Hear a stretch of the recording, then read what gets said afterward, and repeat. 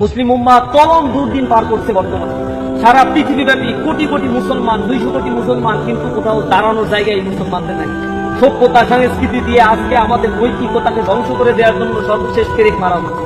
শিক্ষা ব্যবস্থাকে বিকলাঙ্গ করে দেওয়া হয়েছে। এই শিক্ষা ব্যবস্থা দিয়ে ভালো মানুষের জন্ম হবে। সাংস্কৃতিক ব্যবস্থা ধ্বংস করে দেওয়া হয়েছে। এই সাংস্কৃতিক ব্যবস্থায় ওটিটি প্ল্যাটফর্মের মাধ্যমে যুব শ্রেণীর নৈতিকতা আজকে তলানির মতো। যাদের সামনে কথা বলছি এত সুন্দর সুন্দর ফেরেস্তার মতো চেহারা, এই ফেরেস্তার মতো চেহারার অনেক মানুষের ভিতরে ভিতরে অনেক ঝামেলা, গোপনে পাপ কাজের মধ্যে লিপ্ত হয়ে যাচ্ছি। রাতের অন্ধকারে আল্লাহর ভয় আমার অন্তরের মধ্যে থাকছে না। আল্লাহ রাব্বুল আলামিনের কাছে কান্নাকাটি করবো, তওবা করবো। জাহেলিয়াত আমাকে অক্টোপাসের মতো ঘেরাও করে রেখেছে।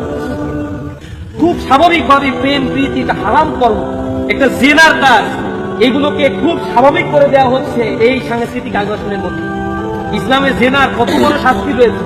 যদি কোনো যুবক জেনা করে, সে যদি অবিবাহিত হয়, 100টি পাথর মেরে তাকে হত্যা করতে হবে, পাথর মারতে হবে, নিক্ষেপ করতে হবে। চিন্তা করছে 100টি দৌড়া বেত্রাঘাত করতে। আর যদি সে বিবাহিত হয়, তাহলে পাথর মেরে তাকে হত্যা করে ফেলতে হবে।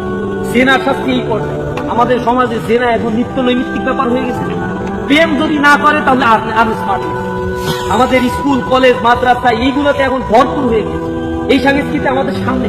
শিক্ষা ব্যবস্থা এমন একটা বিকলাঙ্গ শিক্ষা ব্যবস্থা, এখানে যদি আমাদের ভালো একটা মাদ্রাসা ছাত্রকে জিজ্ঞাসা করা হয় সুদ আর মুনাফার মধ্যে পার্থক্য, বলে সুদ মুনাফা তো একই জিনিস। কারণ মাদ্রাসায় পড়ানো নাই সুদ অবলিক মুনাফা। সুদ হচ্ছে হারাম কাজ। সুদ যে দেয় নেয়, যে সুদের কারবারের সাথে জড়িত, সমান অপরাধ। সবাই তার আপন মায়ের সাথে 36 বার জেনা করার সমান অপরাধ। এত খারাপ কাজ করার পরে এটা আনন্দের সাথে ঘুষ সুদ এগুলা করেই বেড়াচ্ছে। কারণ শিক্ষা ব্যবস্থা আমাদেরকে এটা হালাল ভাবে উপস্থাপন করছে। ছাত্র শিবিরের অধীনে তো 2-3% ছাত্র আছে, বাকি 97% ছাত্র বা 50%, 90% ছাত্র বাংলাদেশের শিক্ষা ব্যবস্থার এই কারিকুলামের মধ্য দিয়ে বড় হচ্ছে। গতদিন দেখলাম কি এক ড্যান্সের সাথে মেয়েদের সাথে তার শিক্ষক কাছাকাছি শুরু করে ফেসবুকে এইগুলো নিউজ হয়েছে, কোন এক টেলিভিশনের নিচে দেখলাম। কত দুর্ভাগ্যজনক এই জাতির শিক্ষকদের কথা। এই জাতির শিক্ষকরা শ্লীলতাহানি করে, ছাত্রীরা মানববন্ধন করে, আত্মহত্যা করে, সুইসাইড পয়েন্টে লিখে দেয় যে আমার মৃত্যুর কারণ হচ্ছে অমুক শিক্ষক। এত দুশ্চরিত্র নব্বর শিক্ষকের জন্ম হচ্ছে। এটা শিক্ষকদের প্রতি শ্রদ্ধাবোধ থাকছে না। ধ্বংস করে ফেলা হচ্ছে আমাদের জাতিসত্তাকে। মুসলমান পরিচয় দেওয়ার চাইতে আমাদেরকে একটা বস্তুবাদী জীবন যাপনের দিকে উদ্বুদ্ধ করা হচ্ছে। আমরা উৎপাদনমুখী একটা যন্ত্র হিসেবে আমাদেরকে কাজে লাগানো হচ্ছে।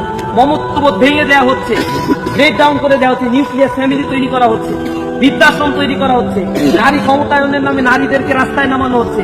সন্তান জন্মগ্রহণ করার পরে মায়ের দায়িত্ব কর্তব্য কমে যায়। সন্তানকে চাইল্ড কেয়ার সেন্টারে রেখে মা যাচ্ছে অন্য জায়গায় চাকরি করতে।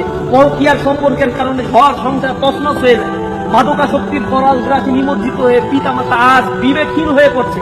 সন্তানের যন্ত্রণায় বাঁচে না, কুড়াল দিয়ে কোপায় কোপায় নিজের গরজজাত সন্তানকে পর্যন্ত হত্যা করে ফেলছে। এগুলো প্রত্যেকটা গ্রামের চিত্র, প্রত্যেকটা এলাকার চিত্র। জাহেলিয়াতের এই সমাজ ব্যবস্থা থেকে মানবতার মুক্তির জন্য ইসলামী ছাত্র শিবিরের ছাত্রদেরকে জেগে ওঠা এবং সময় এরকম সোনার ছেলে বাংলাদেশে আর কেউ তৈরি করার প্রজেক্ট হাতে। এক একটা চোর এবং বাটপাট তৈরির এক একটা ছাত্র সংগঠনের প্রজেক্ট রয়েছে।